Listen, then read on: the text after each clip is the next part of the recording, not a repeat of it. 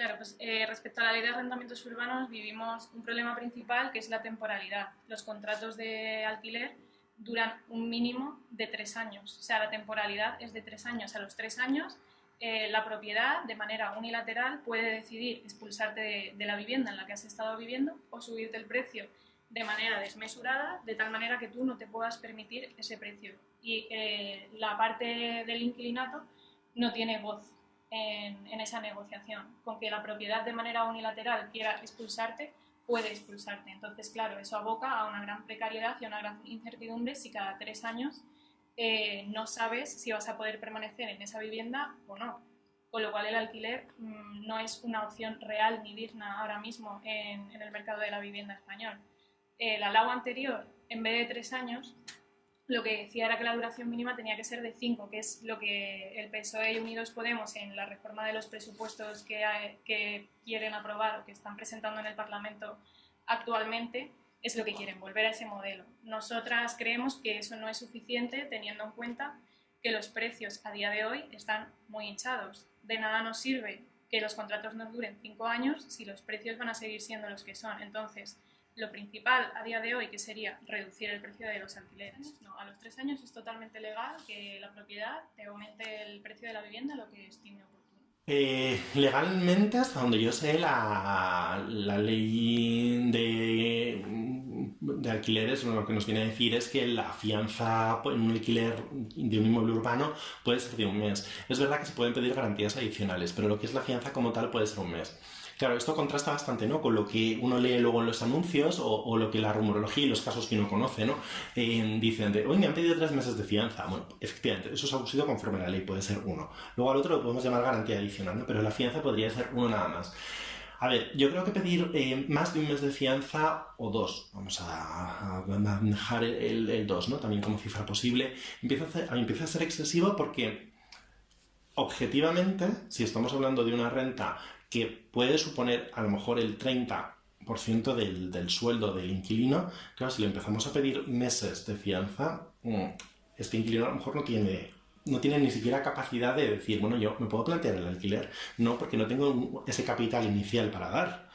Entonces, yo creo que es un obstáculo. O sea, el tema de las fianzas es complicado, porque yo creo que no tiene mucho sentido poner fianzas elevadas, en mi opinión, porque desincentiva mucho a los posibles inquilinos. Y si tú eres propietario, lo que quieres es inquilinos. O sea, no hay que olvidarse nunca de eso, ¿no? Si tú tienes un piso estupendo, pero dices, vale, me vas a dar por anticipado 20 meses, no vas a tener nadie realmente, y lo que vas a tener es un piso vacío, que tampoco quieres tener el piso vacío. Entonces, es comprensible que los inquilinos no vean bien las fianzas, lógicamente.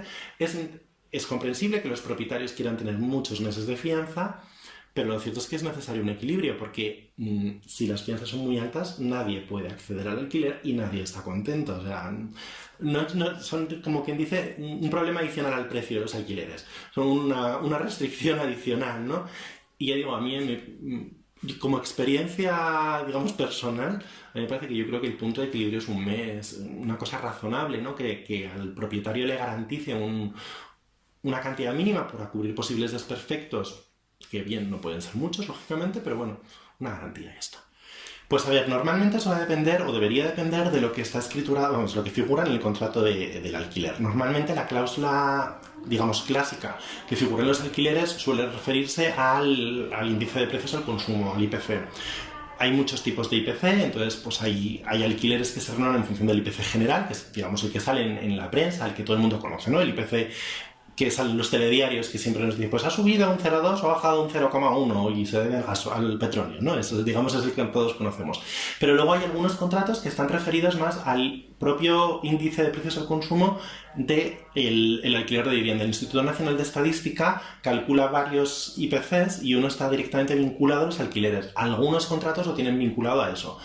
Que haya caseros que deciden subir el precio por encima de estos IPCs porque a lo mejor en su barrio hay mayor demanda, pues yo diría, si soy el inquilino, que esa subida de precio no debería producirse. Claro, problema, si el contrato se puede acabar, entonces, quiero decir, si no son renovaciones automáticas de contratos donde no está en juego el, oye, o te subo o te echo, claro, eso es factible, ¿no? El tema es cuando un contrato se extingue o puede dejar de renovarse, cuando ya el casero ya puede decir, cuidado, actualización de la renta. Y ahí sí, el palo puede ser importante, sí, claro, si tiene mercado para eso. Siempre el propietario va a querer asegurar de algún modo el percibir la renta del alquiler. Es normal, quiero decir, es como si tú le prestas un dinero a alguien, vas a querer recuperarlo. Y además con intereses, si puede ser. Eso entra dentro de la lógica, ¿no? El problema está es hasta dónde yo puedo pedir garantías. Entonces, ¿es razonable pedirle la nómina a un estudiante? Bueno, primero, a un estudiante la nómina en general ya vamos mal, para empezar, ¿no? Pero bueno, me da igual, si fuese un trabajador de 50 años, ¿es interesante pedir la nómina? Bueno, por hacerte simplemente un poco una composición de la posible renta que pueda tener, pero tampoco es una cosa definitiva, y me explico. Vamos a suponer que yo te alquilo un piso a ti y te pido la nómina. Fenomenal, yo te alquilo el piso, vamos a redondear por 1.000 euros, y tu nómina son 1.500 euros. ¿Lo vas a poder pagar? ¿Vas a poder destinar 1.000 euros de una renta de 1.500 al alquiler? Pues presumiblemente no. Lo normal es que el sentido común ya te dé a ti para decir que no lo puedes pagar. Y si te da para meterte en esta historia, posiblemente sea porque tengas fondos adicionales. Entonces, en general, normalmente los propietarios tienden a pedir siempre estas nóminas, pero bueno, un poco yo creo que casi por cubrir el expediente, porque además la renta que tú obtengas en el presente no te dice que la vayas a seguir manteniendo en el futuro, por mucho que tengas un contrato indefinido. Bueno, y si es temporal ni te cuento, ¿no? Pero el que tú tengas contrato actualmente no significa que en el futuro vayas a mantener esa renta. Lo normal, esperemos, es que vaya más, ¿no? Pero nadie te dice que te puedas quedar en paro, que puedas tener una reducción de jornada, que 1000 cosas que pueden pasar. ¿Qué se piden? Sí. Los avales de los padres. A ver, eso es una cosa, en el caso de los estudiantes, que da un poquito más de garantía a los propietarios. ¿Por qué motivo? Porque normalmente su renta es más fija. Quiero decir, la renta de los estudiantes tiende a ser muy irregular. Si hablamos en términos muy técnicos, pues los contratos de los estudiantes, digamos, son, entre comillas, de mala calidad, y si un propietario busca fiarse de lo que es un contrato, pues en principio es algo que deja bastante que desear, ¿no? En cambio, los padres, aunque solamente sea por trayectoria vital, lo normal es que tengan un contrato más sólido. Entonces, ¿aporta más garantía? Sí. Yo siempre digo que si uno alquila un piso está asumiendo un riesgo, y por mucha documentación que le presenten y que digan yo soy... Me da igual, aunque el padre sea funcionario, que a priori tendría una renta fija, nadie dice que te la vaya a pagar a ti. Entonces, bueno, ahora muchos propietarios lo que hacen es asegurar la renta. Entonces, entre medias aparece una compañía de seguros que es la que se encarga de valorar el riesgo del inquilino, del estudiante, o si tiene padres y el propietario pide los avales, pues de los padres también. Hay aseguradoras para todos los gustos y colores, y hay algunas que asumen más riesgos que otras, ¿no? Las aseguradoras tradicionales normalmente pues son mucho más conservadoras que las aseguradoras especializadas en alquiler de rentas, que asumen más riesgo de impago. Y bueno, digamos que actúan en un sector distinto que les permite jugar un poco con condiciones más flexibles. Pero digamos que es una cosa que sí que está bastante de moda eso. Pero en el caso de los estudiantes es muy complicado, no es complicado, es mucho más complicado, ¿no? Pero bueno, normalmente las aseguradoras lo que piden son las últimas nóminas, lógico, porque hay cuestiones muy evidentes, ¿no? Si tú obtienes un salario de 600 euros, por ejemplo, a lo mejor porque estás a tiempo parcial, no te puedes embarcar en un alquiler de un piso de 2.000 euros. O sea, eso no te lo va a asegurar nadie, lógicamente, porque no entra en la cabeza de nadie. O sea, ahí se ve claro que hay un desequilibrio.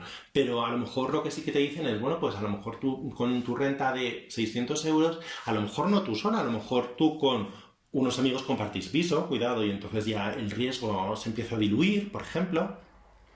Pues yo veo que, bueno, pues habéis empezado a trabajar, bueno, que llevéis muchos años de experiencia, no, que entre comillas despedirte es relativamente barato por la propia indemnización, lo escasa que podría ser. Bueno, bien, pero bueno, ya sé que por lo menos estás metido en el mercado laboral, ya sé que tienes una perspectiva, un presente y una cierta perspectiva. No sabemos si es muy segura o no, pero por lo menos lo estás. Y eso se puede empezar a asegurar ya. Entonces luego, evidentemente, si el riesgo es muy alto, a lo mejor la prima también lo es.